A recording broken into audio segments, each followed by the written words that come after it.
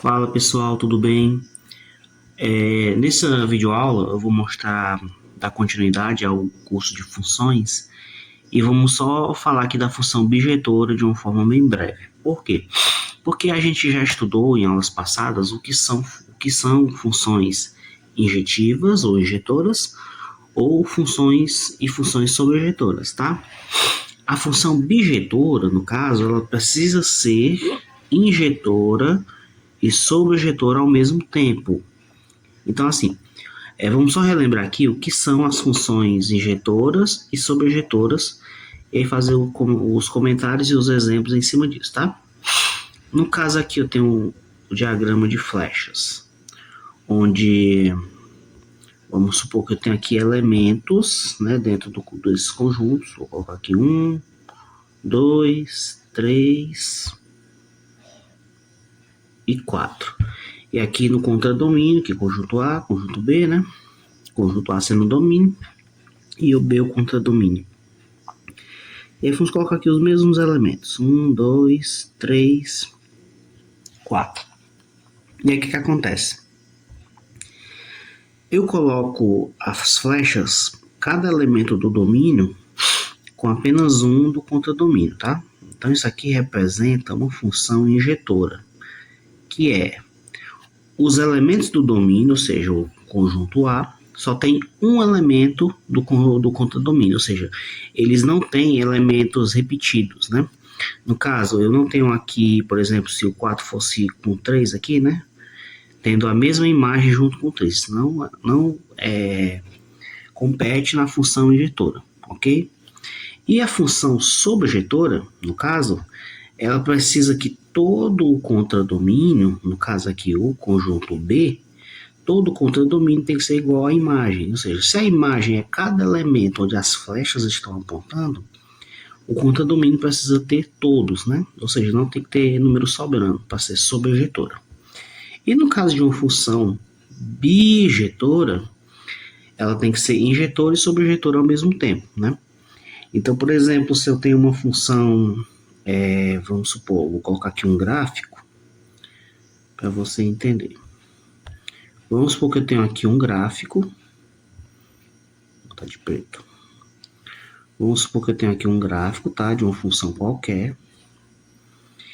E aí eu vou perguntar a você se você acha que essa função é injetora, se ela é sobrejetora, e se ela for as duas, ela é bijetora, né? Vou colocar aqui um gráfico, no caso aqui o gráfico da função x ao cubo, né? Essa função ela é bijetora? Sim. Por quê? Porque ela é injetora. Lembra que para descobrir se a função ela é injetora, a gente traça retas paralelas, né, ao eixo y. Se essas retas cruzarem apenas um único ponto do gráfico, isso define uma função injetora, correto? Então eu sei que ela é injetora. No caso de sobrejetora, observe que todo o contradomínio, ele tem uma imagem correspondente no gráfico, certo? Então isso significa que o contradomínio não tem restrições, não tem elementos que sobram. Então ela é sobrejetora. O contradomínio é igual à imagem da função. Então, se ela é sobrejetora e injetora, logicamente ela é bijetora, certo? Vamos fazer aqui outro gráfico para você entender. Vamos fazer aqui um gráfico de uma função que nós conhecemos muito bem, que é a função x². Como é que é o gráfico da função x²?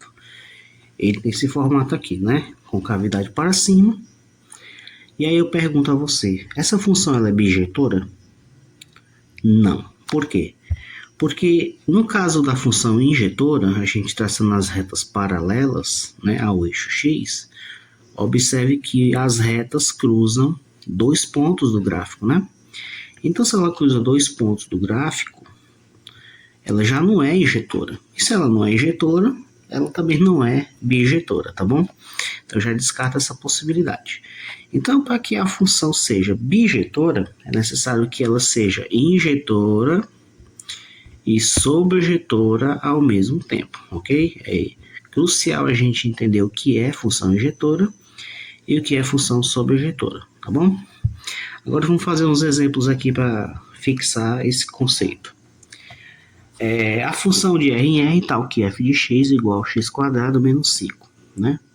A gente sabe que graficamente essa função ela é assim, ó. Vamos só desenhar o gráfico dela. Vou colocar aqui os eixos das abscissas, que é o eixo x, e o eixo das ordenadas. A função, nesse caso, ela é x² menos 5.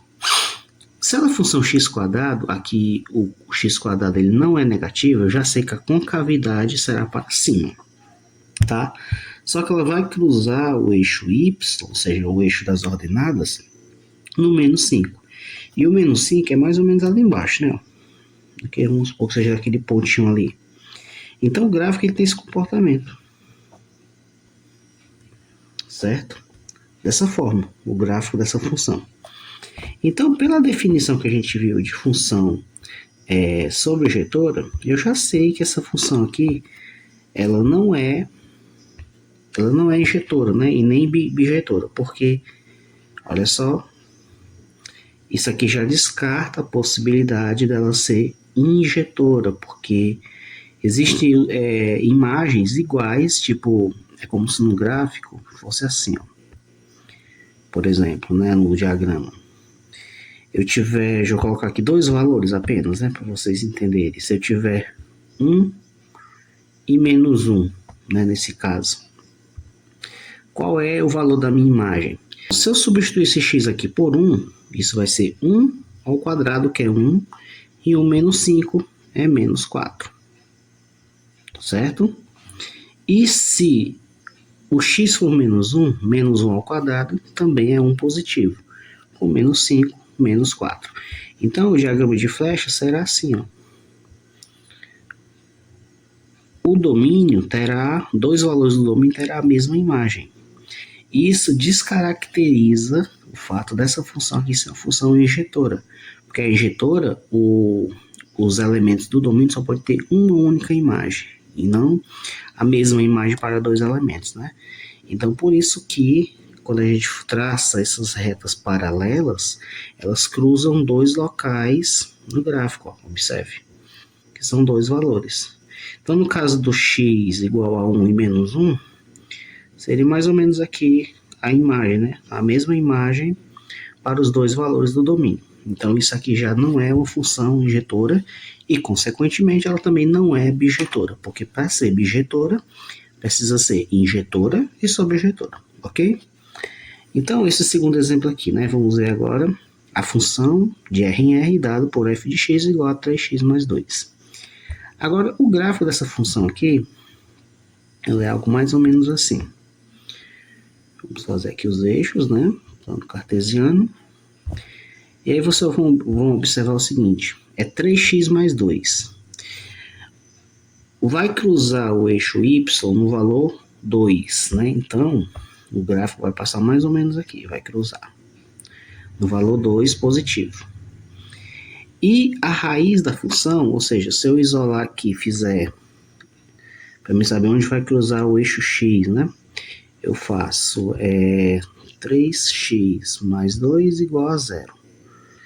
E aí fica 3x igual a menos 2. Então, x é igual a menos 2 sobre 3, ou seja, menos 2 terços. Os valores negativos do x é nesse lado aqui, ó. Então, o gráfico vai passar por esse lado, mais ou menos aqui. Vou botar aqui um ponto, né? Então, o gráfico ele vai fazer isso aqui, né, gente? Ele tem mais ou menos esse comportamento. E aí, o que acontece? Se eu quero saber se essa função ela é injetora, é só traçar retas paralelas. E aí eu observo que a cada reta paralela que eu traço, ela cruza o gráfico da minha função em apenas um único ponto.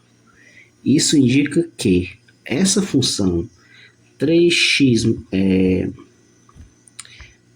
mais 2, ela é uma função injetora.